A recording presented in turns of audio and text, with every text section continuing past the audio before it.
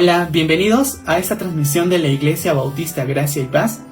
Hoy, como cada domingo a las 11:30, la iglesia se está conectando a través de este medio que es Facebook para poder tener un tiempo especial con la palabra de Dios. Si tú eres nuevo o es la primera vez que estás viendo esta transmisión, te pasaron el link, pues gracias por dejarnos entrar a tu hogar por este medio. Queremos que sepas que eres bienvenido y que queremos que seas parte también de esta familia que es Gracia y Paz. Estaremos estudiando hoy junto con nuestro pastor la serie de mensajes David, desconocido por los hombres, conocido por Dios. El tema es la segunda parte del mensaje, el gigante que venció a David. Así que sea de bendición para tu vida la palabra de Dios, que Él pueda hablar a tu corazón, es nuestro deseo y nuestra oración. Así que por favor, quédate con nosotros hasta el final y que Dios te bendiga. David, desconocido por los hombres, conocido por Dios.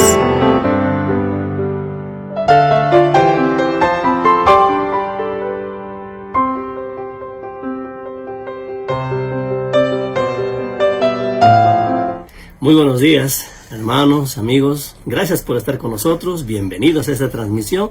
Estamos contentos que juntos podamos alabar al Señor, adorarlo a Él y obviamente abrir su palabra. La semana pasada hemos reiniciado con nuestros estudios acerca de la vida de David con el eslogan desconocido por los hombres, conocido por Dios. Y ya estamos en el capítulo 11 de 2 Samuel. Hemos visto los primeros versículos la semana pasada y hoy día vamos a continuar a partir del versículo 6 hacia adelante. Ahora bien, hemos visto la semana pasada cómo David trágicamente cae bajo el gigante de la lujuria y vimos dos cosas de este gigante que mató a David. Primero vimos su naturaleza y segundo vimos cómo el poder de este gigante llamado lujuria cegaron y volvieron irracional a David hasta consumar realmente el pecado con Betsabé. Ahora, quiero abordar un par de asuntos antes de continuar. Miren, la pregunta sería, ¿quién es culpable? ¿David o Betsabé? ¿Sabe? Ambos son culpables. David obviamente es un hombre de Dios y sabía qué no debía hacer, qué es lo que debía hacer, y a pesar de eso él cayó en esto. Sin embargo, también Betsabé tiene culpa. ¿Por qué?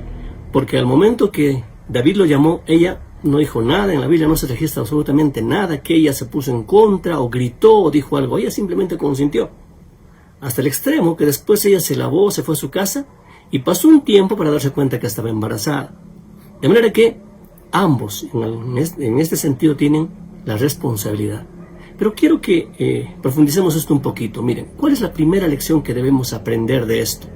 Primero, tenemos que tener cuidado con cómo nosotros miramos a los demás. Fundamentalmente los varones a las damas. Tenemos que tener cuidado con eso. ¿Por qué? Porque en realidad la Biblia dice en Mateo capítulo 5, versículo 28, pero yo os digo que cualquiera que mira a una mujer para codiciarla, y adulteró con ella en su corazón. De manera que cuidado como ves. Los hombres tenemos mayor problema en esto que las mujeres, obviamente, ¿ya? Creo que para que podamos vencer esto, podemos recordar que cada mujer es realmente una hija de Dios y cada mujer, si tiene a Cristo, es tu hermana, y si no lo tiene, es una persona perdida que necesita a Cristo en su corazón. Creo que esto puede ayudar para que tu mirada sea diferente, ¿ok? Pero una segunda lección, ten cuidado con cómo buscas que te miren los demás. Esto tiene que ver con algunas mujeres que se visten para ser vistas por los hombres. La pregunta es, ¿por qué te vistes así? ¿Acaso para atraer miradas de varones? Te digo algo, si los varones se acercan a ti solamente porque te vestiste de una manera que los atrajiste, en realidad esa persona nunca va a ser el esposo adecuado que Dios tiene para ti. Tienes que tener mucho cuidado en cómo te vistes. Muchos, o muchas mujeres en este caso, utilizan faldas cortas, pantalones de tiro bajo, quizás con el ombligo al aire y cosas por el estilo. ¿Cuál es su propósito? Provocar Tengamos cuidado con este asunto. La Biblia es sabia en lo que dice. Mira lo que dice 1 Timoteo capítulo 2, versículo 9. Asimismo, que las mujeres se atavíen de ropa decorosa, con pudor y modestia, no con peinado ostentoso, ni oro, ni perlas, ni vestidos costosos. Creo que una mujer va a atraer al tipo correcto de hombre cuando realmente se comporta y se viste también de una manera adecuada, sin llegar a exageraciones. Yo quiero ser claro también en esto. Miren, ningún extremo es bueno. No es bueno un extremo en que las mujeres no se arreglan, no se visten bien y anden descuidadas. Ese es un extremo, y es un extremo malo.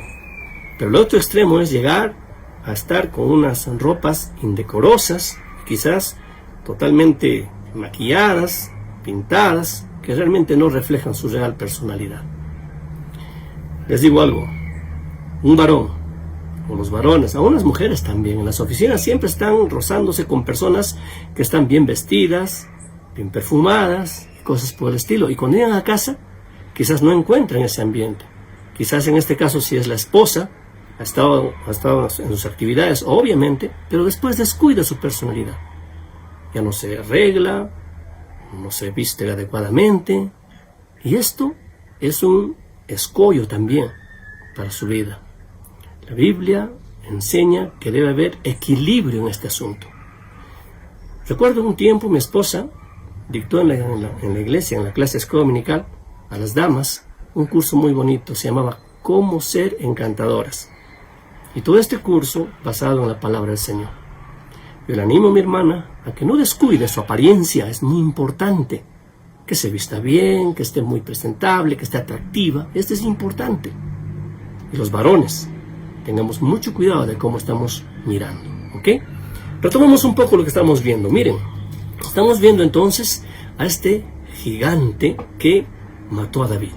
Hemos visto la naturaleza del gigante, que tiene que ver con esa naturaleza pecaminosa que está dentro del corazón. Y hemos visto también el poder de este gigante.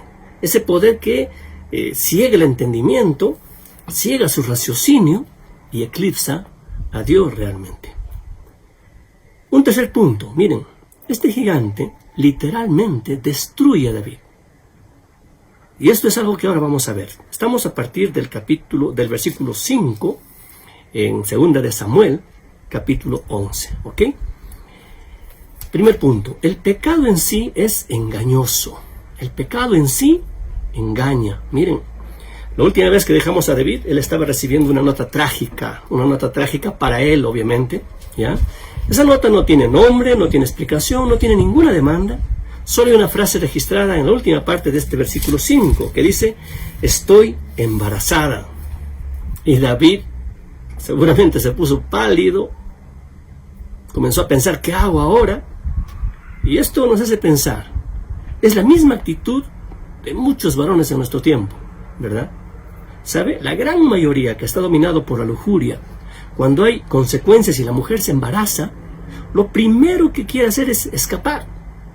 Se asusta, no quiere tener la responsabilidad del bebé que viene.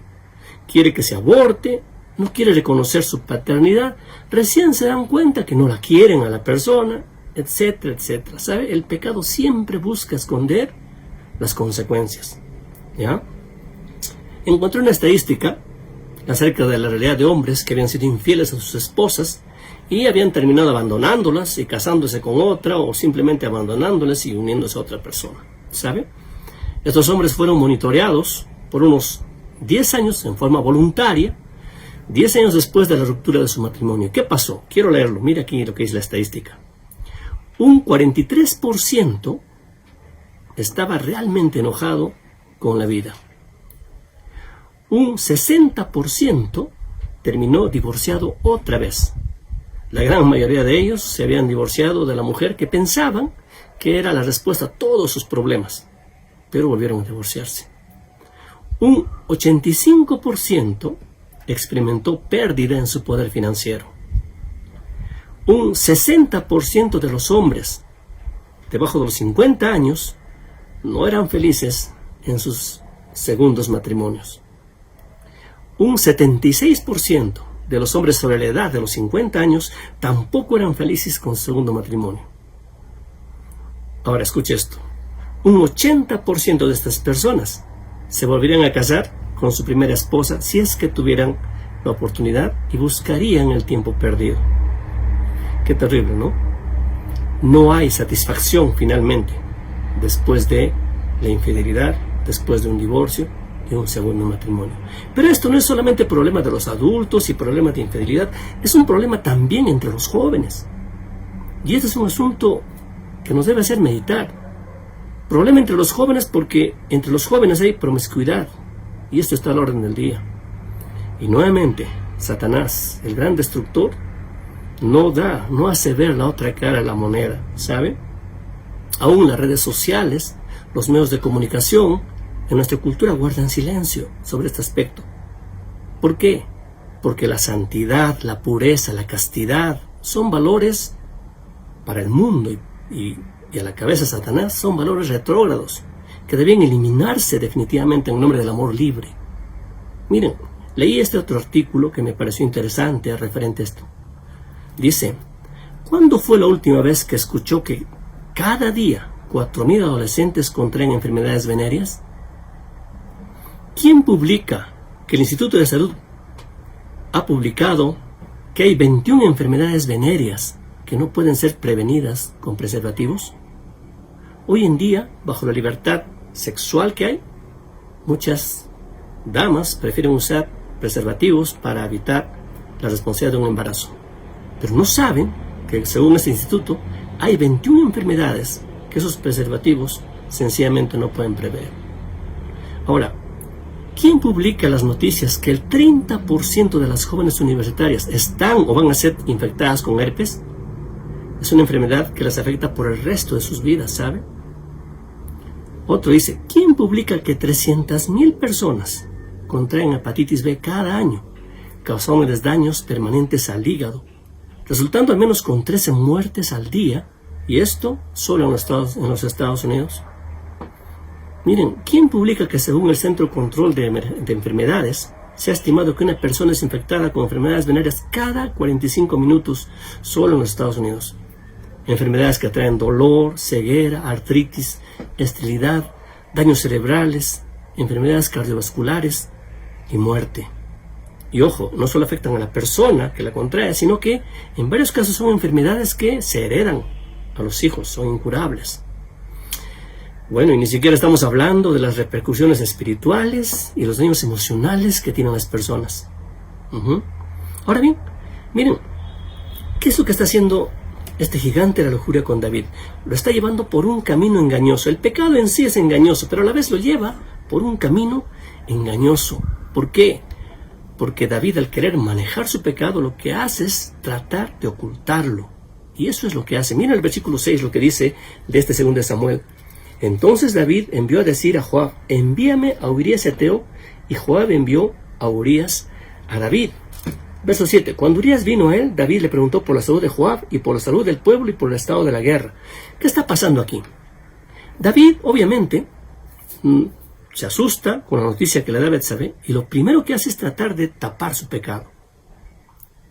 Está pensando qué hacer y ingeniosamente dice, llámeme a Urías. Recuerden que Urías está en el campo de batalla y desde ahí lo hacen traer a Urías. Urías llega para conversar con David y David lo comienza a preguntar sobre la guerra, el estado de la guerra y todo lo demás. Pero mira lo que dice el versículo 8. Dice, después dijo David a Urías, desciende a tu casa y lava tus pies. Y saliendo Urías de la casa del rey, le fue enviado el presente de la mesa real.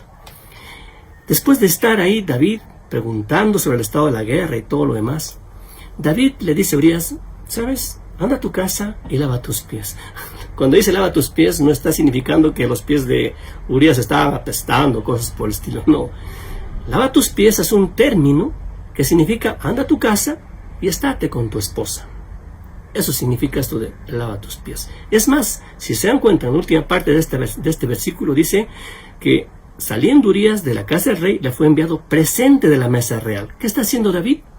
David le está preparando una cena con velas, una cena romántica para que Urías esté con su esposa y luego de esto pueda acostarse con su esposa. Esa es la intención de David. Pero es increíble, mira lo que dice el versículo 9. Dice: mas Urías durmió a la puerta de la casa del rey con todos los siervos de su señor y no descendió a su casa. Urías simplemente no hizo caso a lo que David le había pedido. No fue a su casa, durmió con todos los soldados en la puerta del palacio prácticamente, y David no lo puede creer. Su intención de querer ocultar su pecado ahora como que comienza a derrumbarse. ¿Qué hago? En el versículo 10, David le va a decir: oye, pero tú no estás cansado. Urías, tú no estás viniendo de la guerra. ¿Por qué no desciendes a tu casa? ¿Por qué no lavas tus pies allí?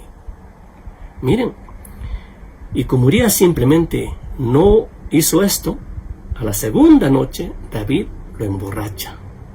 Quiero que lea un momentito el versículo 11. Mira la integridad de Urías, mucho más fuerte que la de David. Mira lo que dice. Y Urías respondió a David: el arca e Israel y Judá están bajo tiendas, y mi señor Joab y los siervos de mi señor en el campo. ¿Y había yo de entrar en mi casa para comer y beber y a dormir con mi mujer?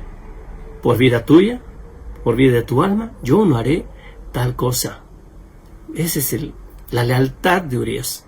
Él no quiere hacer, viendo que los demás estaban en la guerra, estaban ahí sufriendo, él también quería estar en la misma condición de su gente.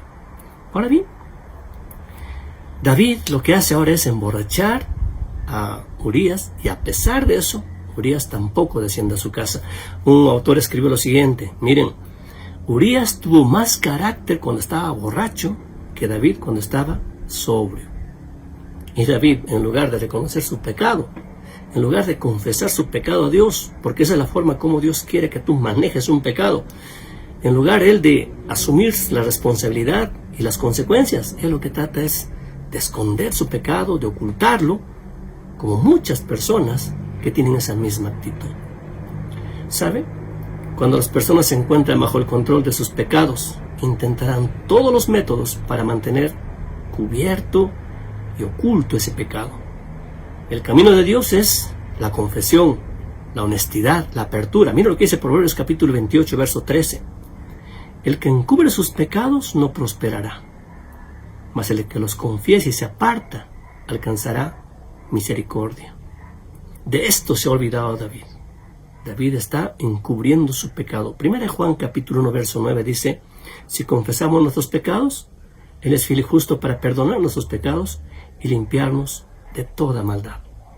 El camino de Dios es reconocer el pecado, confesarlo y asumir las consecuencias. El pecado es un problema en el corazón de un hombre que lo que quiere ahora es ocultar ese pecado. Él no se da cuenta que ese pecado lo va a seguir llevando por este camino engañoso y cada vez más profundo, ¿ya? ¿Por qué? Si ustedes se dan cuenta, el pecado hace más mella en David. Cuando no funciona el hecho de que David quería que Urías se acueste con su esposa, ahora traza un plan para matar a Urías. Imagínense hasta dónde está llegando David. El pecado lo está arrastrando cada vez más y más a lo profundo. Lea el versículo 14 y 15 de este segunda de Samuel. Mira lo que dice. Venida la mañana, escribió David a Joab una carta, la cual envió por mano de Urías. Escribió en la carta diciendo: poned a Urías al frente en lo más recio de la batalla y retiraos de él, para que sea herido y muera. Miren cómo David está llegando a extremos ahora. Escribe una carta y le manda a su comandante Joab. ¿Qué sucede? Le da a Urías para que él mismo lleve su sentencia de muerte a su comandante. Qué curioso, ¿no? Urías podía haber, aunque sea por curiosidad, leído esa carta y la historia sería diferente. Pero vemos cómo Urías es tan leal, tan fiel, ama a David, y simplemente él lleva esa carta y le entrega al comandante Joab. Joab recibe la carta y cumple lo que David le pide. Realmente con eso hace que Urías muera.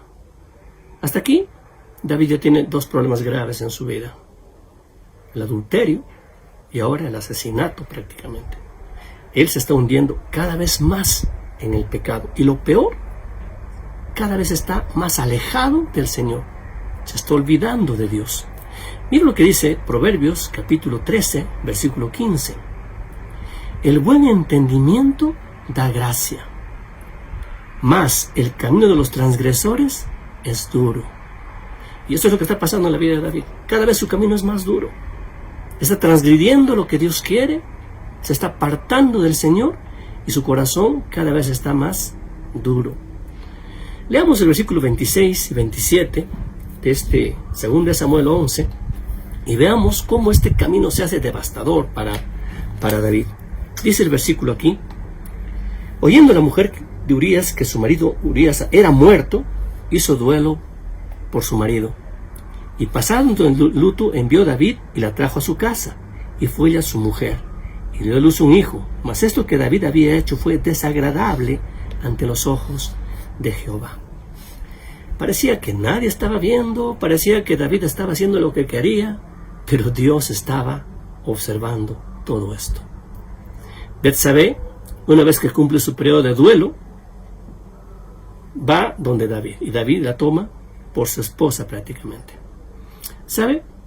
Algunas personas quizás se han dado cuenta, estarían especulando el asunto, pero lo que podemos notar es que David no muestra ningún tipo de remordimiento. A él no le afecta en nada lo que está haciendo. Su corazón está duro y ha perdido toda sensibilidad hacia el Señor. En verdad, el pecado ha devastado su vida, literalmente. Es interesante notar que en este versículo 27 dice que David envió y la trajo a su casa. Esta es la segunda vez que David trajo a alguien a su casa. La primera vez, ustedes recordarán, encontramos en 2 Samuel capítulo 9, verso 5, cuando David trajo a Mefiboset de Lodebar. ¿Recuerdan esa historia? Hemos explicado esto. Esta primera vez David trajo a alguien para mostrar misericordia. Pero ahora, en esta segunda vez, David trajo a alguien para satisfacer su lujuria. ¡Qué terrible! ¿Cómo cayó este gran hombre de Dios? ¿Cómo el pecado realmente cegó totalmente su entendimiento y lo apartó del Señor? ¿Ok? El pecado es engañoso. Y esto es lo que hace el pecado. Cauteriza la conciencia. Mira lo que dice 1 Timoteo capítulo 4, verso 2. Dice: por la hipocresía de mentirosos que teniendo cauterizada la conciencia. Ojo, cuando la conciencia está cauterizada, simplemente ya no hay sensibilidad de la persona hacia el Señor. Ya no escucha su voz. El pecado lo que está haciendo es arruinar la vida de esa persona. Y te digo algo, puede arruinar tu vida también si tú estás siendo sometido por el pecado. Ten cuidado. Y otra vez, Satanás nunca muestra sus cartas totalmente. Él nunca te va a contar sobre el gusano que existe en una manzana. No te va a decir eso. Nunca le dice al borracho que la bebida va a destruir su vida, va a arruinar su familia. No dice eso.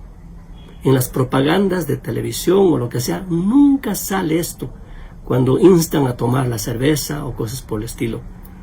Nunca Satanás le dice al fornicario o al adúltero que sus actividades sexuales lo que van a traer es embarazo, enfermedades o muerte finalmente.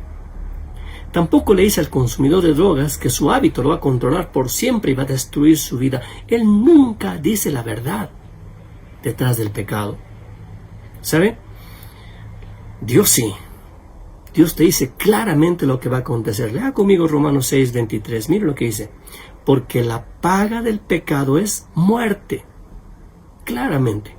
El Señor no oculta estas cosas. De frente dice, la paga del pecado es muerte. Ezequiel 18:4. Es interesante lo que aquí dice la palabra de Dios. Dice, he aquí que todas las almas son mías. Como el alma del Padre, así el alma del Hijo es mía. El alma que pecare, esa morirá. Dios te dice lo que va a acontecer como consecuencia del pecado. Te pregunto algo. ¿Hay algún pecado escondido en tu vida? ¿Hay algo que estás tratando de ocultar? ¿Estás encubriéndolo? ¿Sabes? Esto te va a traer consecuencias devastadoras para ti.